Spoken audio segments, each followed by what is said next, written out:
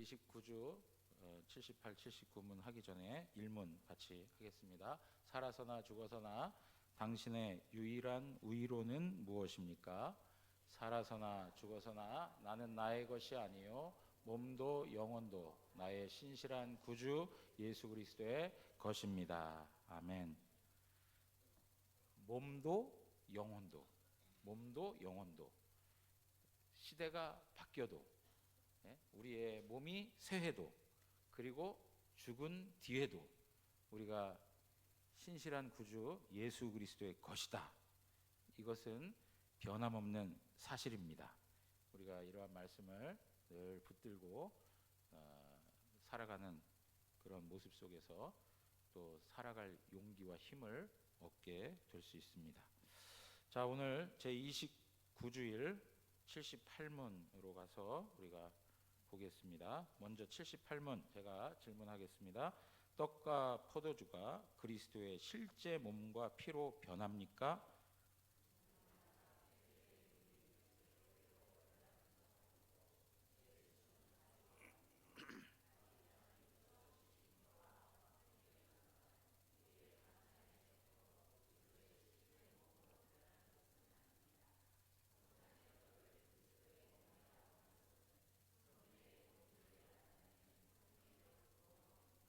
아멘. 자, 여러분 오늘 이 질문을 보시면 떡과 포도주가 그리스도의 실제 몸이냐, 실제 몸과 피로 바뀌느냐라고 하는 겁니다. 여러분 이 질문은 뭘 생각하고 이렇게 질문을 하는 것일까요? 네, 로마 교회가 가지는 화채설. 네, 로마 교회가 가지고 있는 화채설에 대한 내용을 생각하고 지금 설명하고 있는 겁니다. 그러니까 답을 뭐라고 얘기하냐면 아닙니다 라고 얘기를 하죠. 아닙니다. 세례의 물이 그리스도의 피로 변하는 것도 아니고 죄 씻음 자체도 아니며, 그죠? 우리 먼저 배웠습니다. 세례가 그 의식 자체가 죄 씻는 역할을 하는 겁니까? 아닌 거죠. 예. 외적인 씻음이 우리의 내면적 영혼의 죄를 씻어주는 거예요? 그건 아니란 말이에요. 그죠? 세례의 물이 그리스도의 피로 변한 것도 아니고 죄 씻음 자체도 아니었다 이거예요. 그럼 그건 도대체 뭐였습니까? 하나님께서 주신 표와 확증인 것처럼 이렇게 얘기해요. 표와 확증이라는 말을 한 단어로 뭐라고 얘기했습니까? 표와 인. 예, 표와 인이었다 이렇게 우리는 이야기했습니다. 그래서 여러분 세례나 성찬이나 우리는 성례라고 하는데 이 성례는 두 가지 세례 성찬의 공통적인 특징은 뭐냐면 표와 인이 된다는 거예요. 표와 인이 된다. 예. 그것처럼 주의 만찬의 떡도 그리스도의 실제 몸으로 변하는 것은 아니다. 이렇게 정확하게 설명을 하고 있는 것입니다. 실제 몸으로 변하는 것이 아니다라고 말을 하고 있습니다. 성찬의 떡을 그리스도의 몸이라고 하는 것. 여러분 우리가 오늘 본문 말씀 읽을 때도 받아서 먹어라. 이것은 내 몸이니 라고 이렇게 말씀하셨잖아요.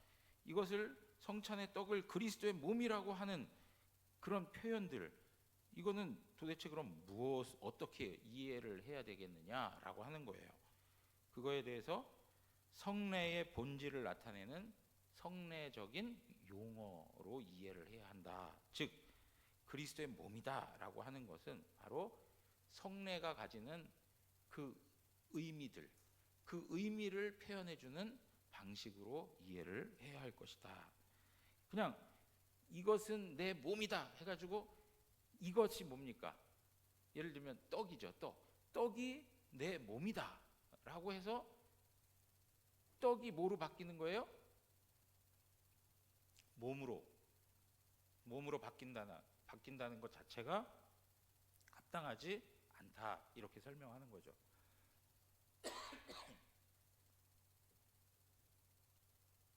여러분 이것을 우리는 화채설 이렇게 설명을 합니다. 화채설은 뭐냐면 떡과 포도주가 그리스도의 실제 몸과 피로 변하게 된다는 거예요. 떡이 몸으로 포도주가 피로 변하는 것인데 외적인 모양은 어떻습니까? 떡이 예수님의 살로 바뀝니까? 우리가 눈으로 볼 때 안 바뀌어요. 외적인 모양은 떡과 포도주의 모습 그대로 가지고 있어요. 그런데 본질이 완전히 바뀌었다 이렇게 설명을 하는 거예요. 모양새는 떡과 포도주로 있지만 그 본질 자체, 이 떡의 그 본질이 뭘로 바뀌었다는 거예요? 예수님의 몸으로 바뀌었다는 거예요. 예수님의 피로 바뀌었다는 거예요. 실제적인 몸과 피로 바뀌었다라고 설명하고 있는 거예요. 그러니까 화채설이 가지고 있는 가장 큰 문제 중에 하나는 뭐냐면 떡과 그 포도주 잔이 자체에 어떤 힘을 가지고 있다라고 하는 미신적인 생각을 하게 만드는 거예요.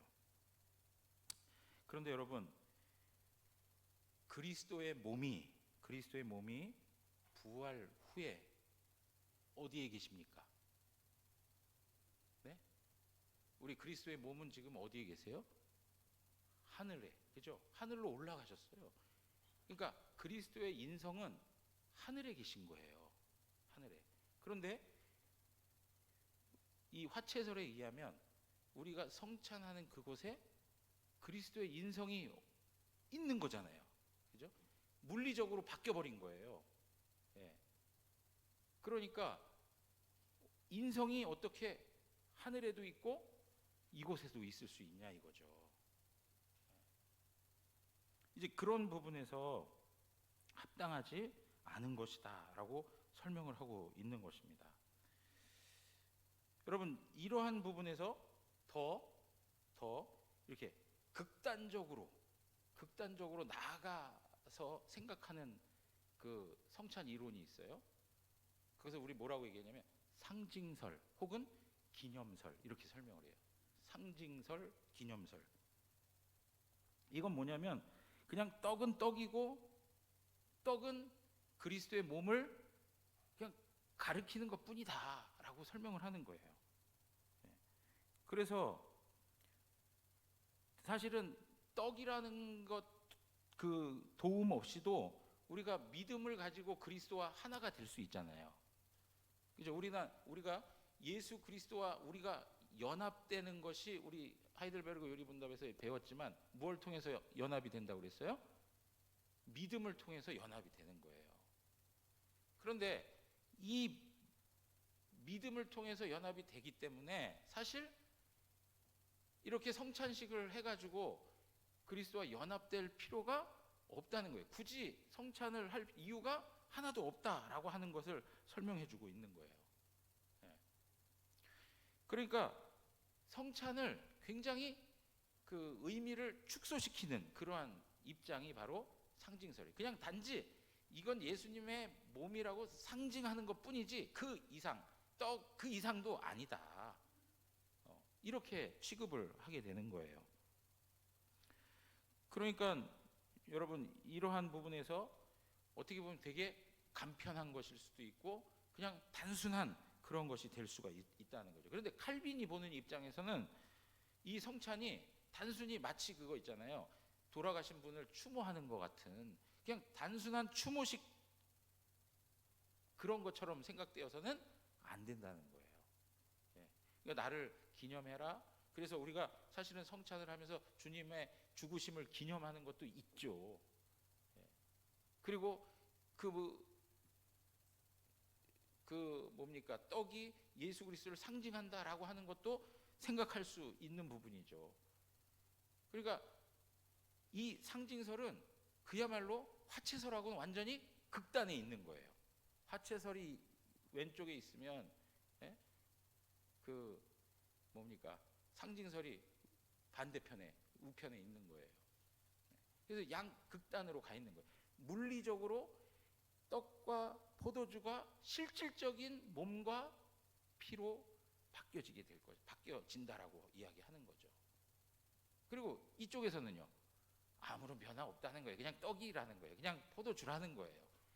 단지 이건 상징일 뿐이라는 이야기를 하고 있는 거예요. 그런데 여러분, 여기에서 요 화채설에서 조금 더 이렇게 들어온 사람이 있어요. 화채설은 아닌데 화채설에 가깝지만 화채설을 이렇게 배격하는 입장에 놓여 있는 사람, 바로 루터예요. 루터. 이거 우리는 뭐라고 얘기하냐면 공제설이라고 그래요. 공제설. 이건 뭐냐면 떡과 포도주에 그리스도의 몸이 함께 계신다는 거예요. 떡과 포도주에 그리스도의 몸이 함께 계신다. 떡과 포도주가 변하여 변하지 않아요? 변하지 않는다는 거예요. 떡과 포도주는 떡과 포도주로서 그냥 그대로 있다는 거예요. 있는데 그 안에, 이 떡과 포도주 안에, 그리고 그것과 함께, 그것과 함께, 그리고 그 떡과 포도주 아래, 다시 얘기하면 그 안에, 아래, 그것과 함께 그리스도의 실제 몸이 거기에 임한다는 거예요. 이해되시겠습니까? 이거. 자, 보십시오. 지금 화채설은 떡과 포도주가 그냥 완전히 예수님의 몸과 피로 바뀐다는 거예요. 실제 몸으로 피로 바뀌었다는 거예요. 그것을 루터는 아니다라고 얘기를 하는 거예요. 떡과 포도주는 그대로지만 떡과 포도주 안에, 그리고 그 아래에 그와 함께, 그 떡과 포도주와 함께 거기에 뭐가 임한다고요?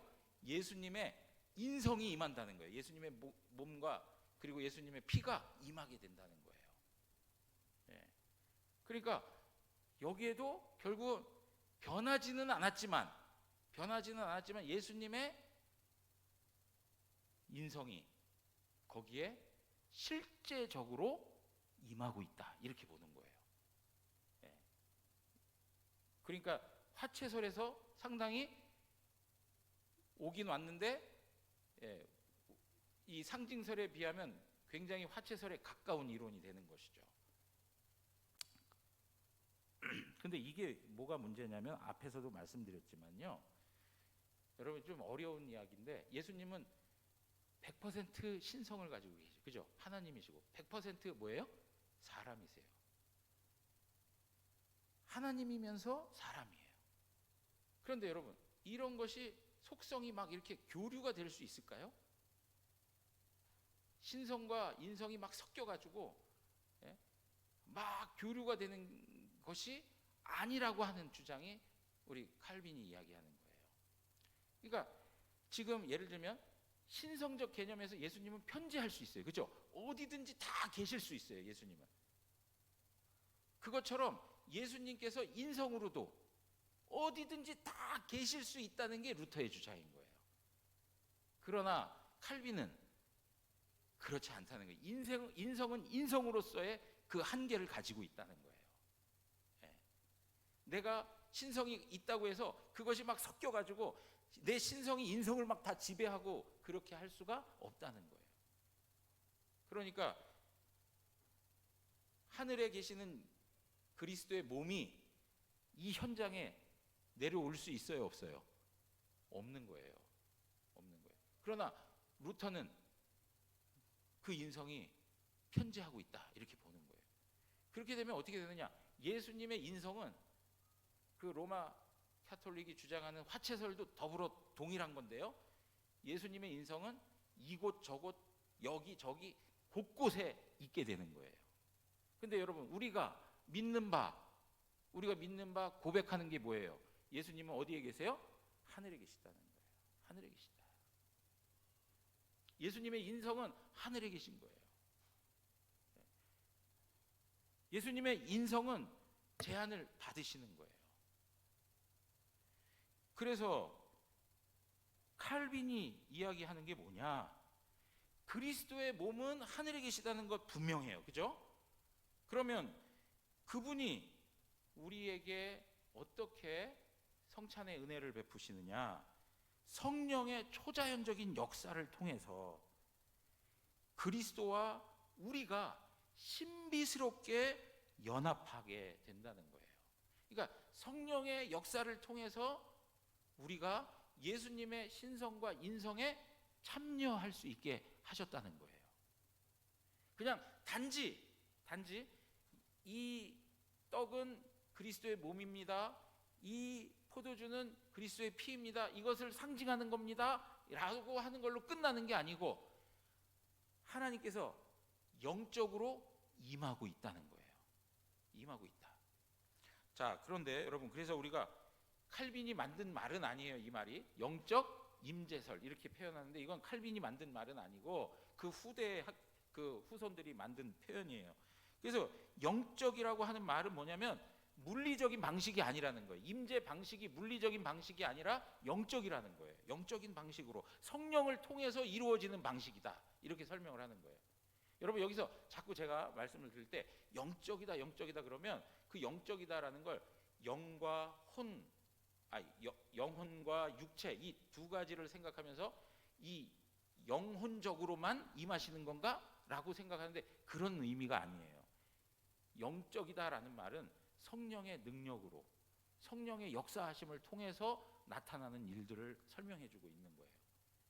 그러니까 여기 성령을 통해서 물리적으로가 아니라 성령의 역사하심을 통해서 임재하시는 거예요. 임재하시는데 그것이 우리가 얘기하는 것처럼 영혼적인 측면으로만 임재하시는 게 아니고 예수님의 신적인 신성만 임재하는 게 아니고 무엇까지도요? 인성까지도 임재하게 되는 거예요. 그래서 그 영적 임재 이렇게 설명을 하지만 이러한 부분들이 단지 상징으로 끝나는 게 아니고 실질적이다라고 이야기하고 있어요. 성령에 의해서 영적으로 이루어지는 일이긴 하지만 그 효력과 그 연합은 우리 안에서 신비롭게 이루어지게 되어 있다라고 하는 거예요. 이루어지게 되어 있다. 자, 그래서 여러분 다시 한번 정리를 해보면 로마 교회하고 루터는 물리적으로 예수님의 인성이 이곳에 나타나게 된다는 얘기를 하는 거예요. 그렇지만 칼빈은 성령의 역사하심을 통해서 그것이 이루어지게 된다는 거예요. 성령의 역사하심을 통해서. 그냥 예수 그리스도의 실제 몸과 피로 이렇게 되는 게 아니고 거기에 영적으로 임하게 된다는 사실을 우리에게 가르쳐 주고 있는 것입니다. 여러분, 이러한 부분에서 하늘과 땅이 완전히 극과 극으로 만날 수 없는 것이 사실입니다. 그런데 성령님은 공간의 제약을 받지 아니하시고, 성령님께서는 시공간의 제약을 받지 아니하시고 성령께서 하늘에 계신 그리스도의 인성을 우리 가운데 나타내 보여주시는 거예요. 그런데 여러분, 중요한 게 있습니다. 중요한 게 하나님 그리스도 그분이 하늘에서 우리에게 내려오시는 게 아니에요. 내려오시는 게 아니라 우리를 그리스도에게로 올려주시는 거예요. 그리스도에게로 올려주시는 거예요. 자, 다시 한번 말씀을 드리면 성령께서 그리스도의 신성과 인성을 우리와 연합되게 하시는데 성찬을 통해서 말이죠.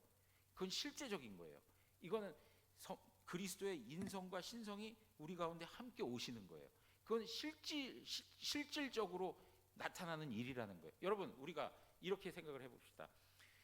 우리가 예수 그리스도를 나의 구주로 믿었습니다. 그 믿음을 통해서 그리스도와 내가 하나 되었다는 거 믿으시죠? 그거 고백하시죠? 마찬가지로 성령의 역사를 통해서 그리스도의 신성과 인성이 우리와 하나가 되었다는 거예요. 이해되시겠습니까? 그런데 그걸 그리스도를 이 땅으로 내려오게 하는 게 아니고 신자인 우리를 그리스도께로 올려가는 것이 누가 하시는 일이냐? 성령께서 하시는 일이라는 거예요. 성령께서. 그래서 우리로 하여금 성찬을 대할 때 그 식탁은 이 땅에 있는 식탁이 아니라 어디에 있는 식탁일까요? 하늘에 있는 하늘 식탁을 두고 얘기하는 거예요. 예.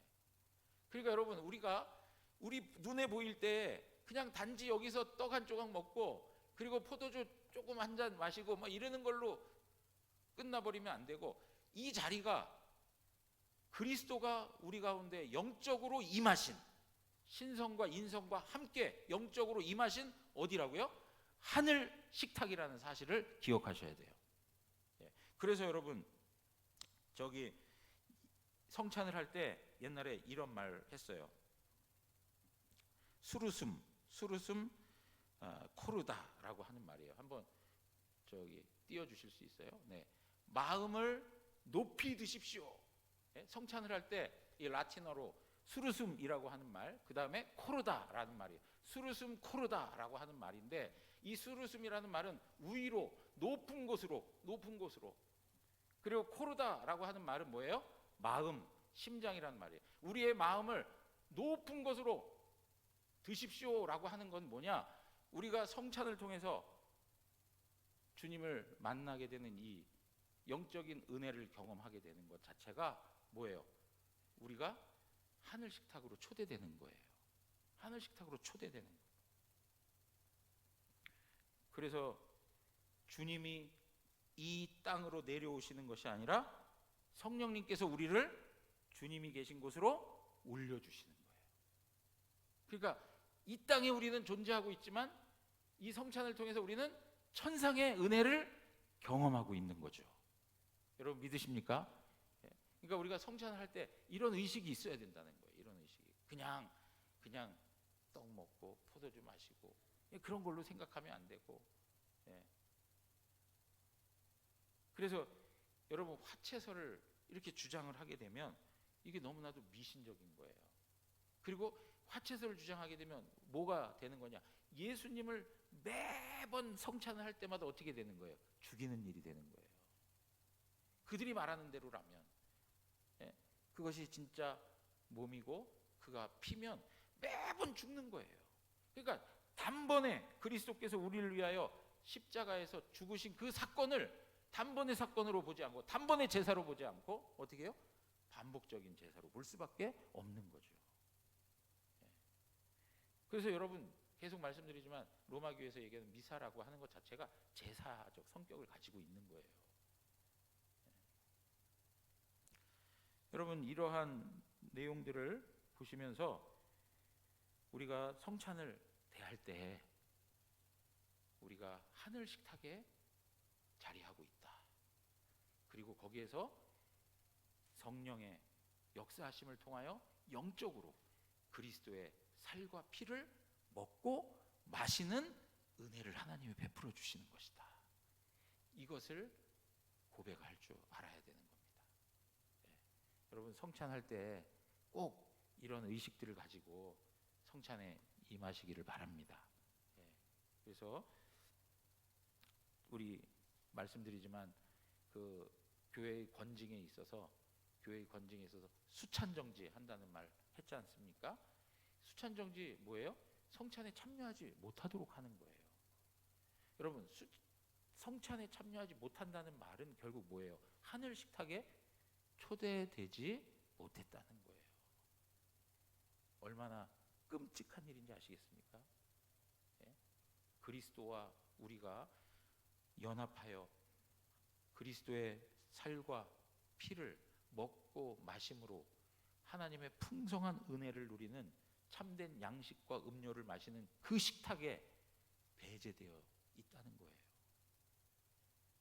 무서운 징계인 것이죠. 그러니까 여러분, 앞에서도 말씀드린 것처럼 우리가 믿음으로 말미암아 그리스도와 내가 연합이 되었다, 그리스도의 은총이 하나님께서 나에게 주신 은총이다, 이런 걸 다 믿는다고 고백을 하면서 왜 이러한 영적인 연합과 영적인 이런 내용들은 왜 받아들이지 않으려고 하는지 모르겠어요.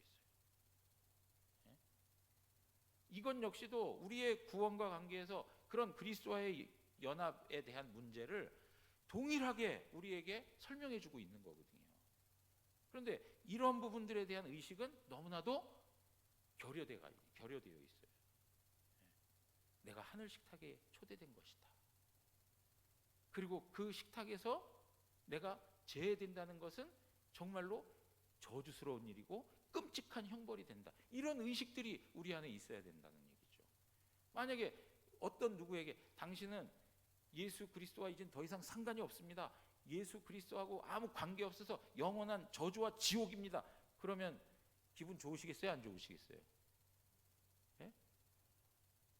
기분 나쁘실 거 아니에요. 아니 나를 어떻게 알고 당신이 도대체 뭔데 하면서 막 불쾌하게 생각할 거 아니에요. 그런데 예를 들면 이렇게 성찬에 참여하고 참여하지 못하고 하는 이런 문제들을 가볍게 생각한다는 것, 그리고 성찬에 참여하는 것 그 자체를 하나님 앞에서 복을 누리고 은총을 누리고 영광스러운 것으로 알고 정말 그 하늘 식탁에 초대된 굉장한 특권이 우리에게 주어졌다는 사실들을 알고 감격하고 감사해야 되는데 그런 것들이 없다 이거예요. 그런 게 안타까운 거죠 사실은. 그래서 지난번에도 말씀드렸지만 성찬하면 계속 뭐예요? 장례식 분위기처럼 해서 아이고 우리 예수님 얼마나 아팠을까, 아유 얼마나 고통스러웠을까, 아유 나 조금만 아파도 내가 죽겠는데 예수님 그 모진 고난을 다 당하시고, 그러면서 그냥 감성적인 거에 막 빠져가지고, 그렇죠? 제가 그런 말씀 드린 적 있잖아요. 부활절 새벽에, 제가 어릴 적 자랐던 교회는 새벽 줄 아침에 그 촛불 하나씩 다 들고 와가지고 그 새벽에 부활절 감사예배 하는데, 그때 이제 막 이런 죽음에 대한 설교도 하고, 그리고 또 때로는 예수님의 죽으심에 대한 감사와 그런 그 고백들 하면서 회개도 하고 막 이렇게 한단 말이에요. 근데 가서 보면 다들 막 회개하면서 막 울어요. 저는 그때 중학교 시절이고 그래가지고 뭐 이렇게 막 눈물도 안 나오고 그러는 거예요. 그러니까 내가 이상한가, 나 이상한 사람인가 막 이러고, 그러면서 자꾸 막 어려운 시절이 뭐가 있었나, 서러웠던 게 뭐가 있었을까, 예수님처럼 서럽고 고통받고 그렇게 아팠던 일들이 무엇이 있었을까 막 짜내가지고 말이에요. 예수님을 그렇게 동정하는 그런 방식으로. 여러분 그러지 않아야 된다는 거죠. 사실은 성찬을 대할 때는 하나님께서 예수 그리스도를 통해서 우리에게 행하신 그 구원의 일들을 인하여 오히려 감사하고 감격하고 하나님 앞에서 정말 기쁨으로 그 성찬을 대해야 한다는 것이죠. 물론 예수 그리스도께서 우리를 위하여 죽으시고 부활하신 그 구속의 은혜가 얼마나 크고 놀라운 사건인지를 확인하고 하는 것 자체는 너무 중요한 거죠. 그래서 그 구원의 은혜 때문에 내가 하나님 앞에 이렇게 나아갈 수 있고 하나님을 섬길 수 있고 하나님과 영적인 사귐과 교제를 하며 살아갈 수 있다는 것에 너무나도 영광스럽게 생각하고 감사하게 생각해야 되는 것입니다. 여러분 오늘 말씀 이렇게 보시면서 우리가 하나 더 또 읽어가야 되는데요. 79문입니다. 그렇다면 왜 그리스도는 떡을 그의 몸이라 하시고 잔을 그의 피 혹은 그의 피로 세우는 새 언약이라고 말씀하십니까?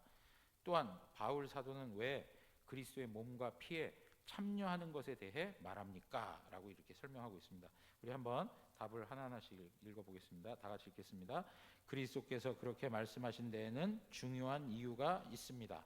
마치 떡과 포도주가 육신의 생명을 유지시키시듯 십자가에 달리신 그의 몸과 흘리신 피가 우리 영혼을 영생으로 이끄는 참된 양식과 음료라는 사실을 가르치려 하셨습니다. 보십시오. 여러분 떡과 포도주를 통해서 그것이 우리의 육신의 생명을 유지하는 것처럼 그리스도의 몸과 흘리신 피가 우리의 영혼을 영생으로 이끄는 참된 양식이고 참된 음료다. 이걸 가르쳐 주기 위해서. 여러분, 우리가 참된 영생을 얻기 위해서 반드시 우리가 먹고 마셔야 될 게 뭐라는 거예요? 그리스도의 몸과 피라는 거예요.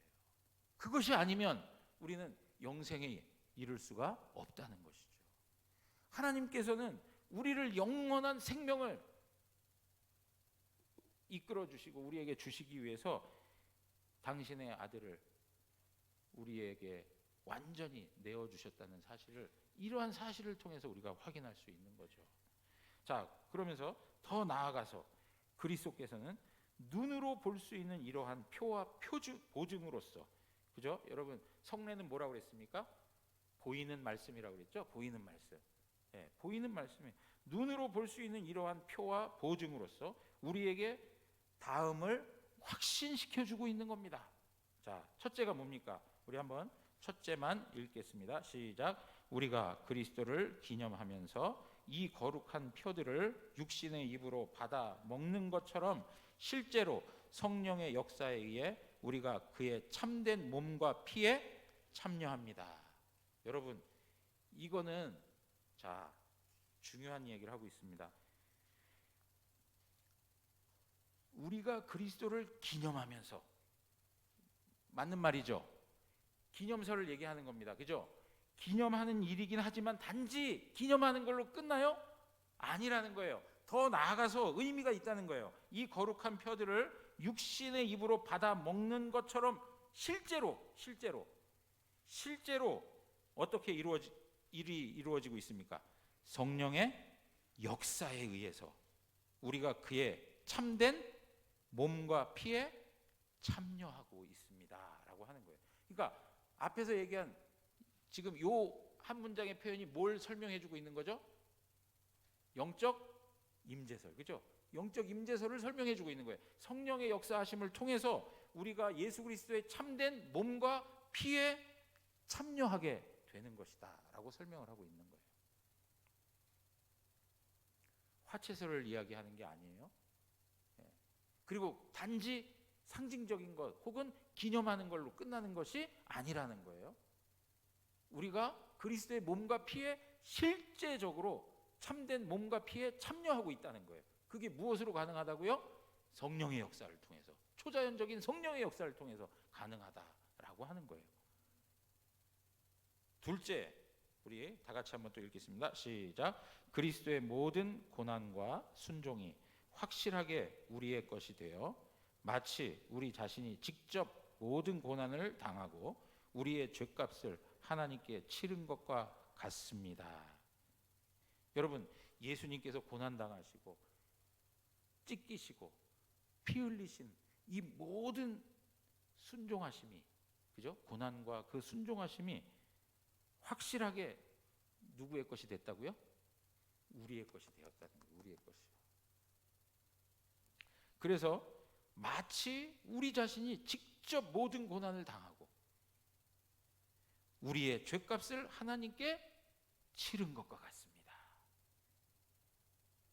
여러분, 우리가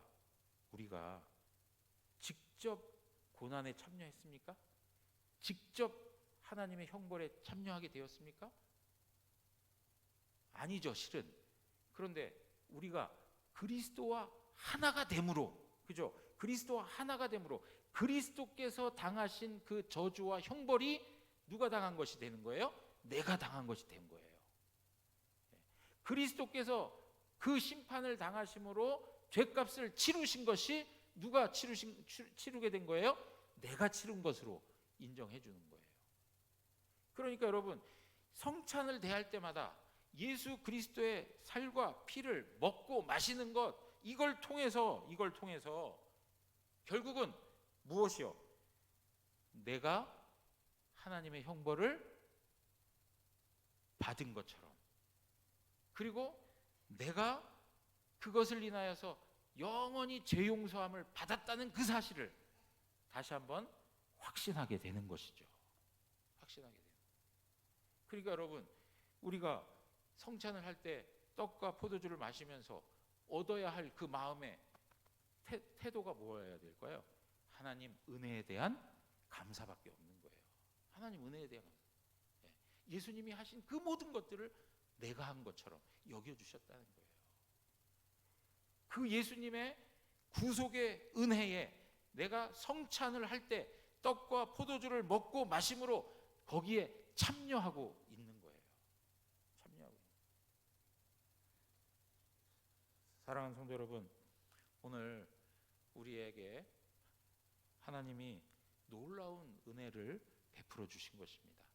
내가 할 수 없는 그것을, 내가 하지 못하는 그것을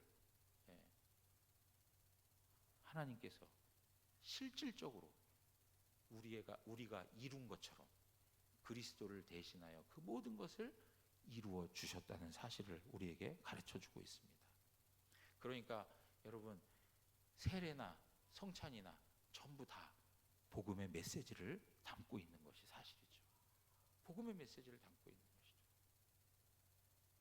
오늘 우리가 이러한 내용들을 보시면서 하나님 앞에서 더 하나님 주신 은혜, 그것을 마음속에 간직하시고 이 한 주간 살아가실 때에도요, 그리스도께서 나를 위해 희생하신 그 사랑, 하나님께서 나를 구원하기 위해서, 내 죄를 용서해 주시기 위해서 우리에게 베푸신 하나님의 구원의 큰 일들을 감사하면서 하나님 찬양하며 살아가는 우리 모두가 되기를 주님의 이름으로 축원합니다. 우리 다 같이 일어나셔서 찬양하겠습니다.